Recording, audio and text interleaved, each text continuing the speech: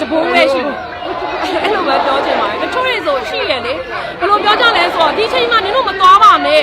နော်ပြီးတော့နောက်တစ်ခုအရန်ညုံတဲ့စကားတစ်ခုရှိတယ်အဲ့ဒါဘာလဲဆိုတော့နင်တို့ဘာလုံးနေရလဲကိုရှာမကိုစားရတာကိုသမီးကိုရှာစားရတာကိုရှာမကိုစားရမယ်ဆိုရင်လူမင်းအုံနောက်နဲ့ပြောရဲလူအများကြီးမကြည့်တော့ဒီအမျိုးတွေထဲမှာရောအပေါင်းအသင်းတွေထဲမှာရောဘော်ရာရောထဲမှာအများကြီးရှိတယ်ကိုရှာမကိုစားရတယ်ဆိုတော့သူတို့အတွေးတစ်မိုက်ထွာလောက်လေးနဲ့သူတို့ပြောတဲ့ဟာကိုဘယ်လိုအရန်ယုံပါတယ်အရန်လည်းကန့်ကွက်ပါတယ်အဲ့ကိုရှာမကိုစားဖို့ကလည်းကိုရှာဖို့ကလည်းနိုင်ငံခေါင်းဆောင်ကောင်းကောင်းကိုရှာတဲ့ဟိုဘယ်လိုပြောမလဲအင်အားနဲ့ရတဲ့ဝင်ကောင်းကောင်းရှိဖို့လိုတယ်အလုံးများများလုံးဝဖို့ဆိုလည်းလိုတယ်လူတွေလုံးလုံးရတယ် ဘယ်သူမှမလုံးအောင်လေအစအောက်ခြေလူတွေစားလို့အောင်ချက်ပြတ်နေရမဟုတ်ဘူးလားကိုချက်ပြတ်နေရဆိုတာနိုင်ငံရေးကြောင့်ကိုဖြစ်နေရအရင်ခင်းနေကြတယ်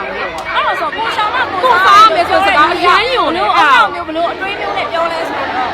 ခရစ်စတိုကိုယ်တိုင်လည်းဟိုမသိလာဘူးပေါ့နော်အခုမှပြောင်းတဲ့လူတွေကြီးလိုက်တော့လေပညာမတတ်ဘူးလားဆိုတော့လည်းမဟုတ်ဘူးကိုရင်းနဲ့လဲပဲရွယ်သူတွေကိုရှာမကိုစားရမယ်လိုက်လုံးမနေနဲ့တေဝါးရင်ဘယ်လိုလုပ်မလဲဆိုတေဝါးလည်းမကြည့်တော့ view မဆိုင်ဘူးဒါပေမဲ့တေဖို့တော့မတန်ဘူးဒီအချိန်မှာတော့တေဖို့တော့မတန်ဘူး view မဆိုင်ဘူးတိုးတော်ညာလဲဟိုကိုတော့ view ဖိုက်ပြီးတော့လုံးရတာပေါ့နော်ဘာလို့လဲဆိုတော့ရေရှည်လုံးဖို့ရှိတယ်အဲကြောင့်မို့လို့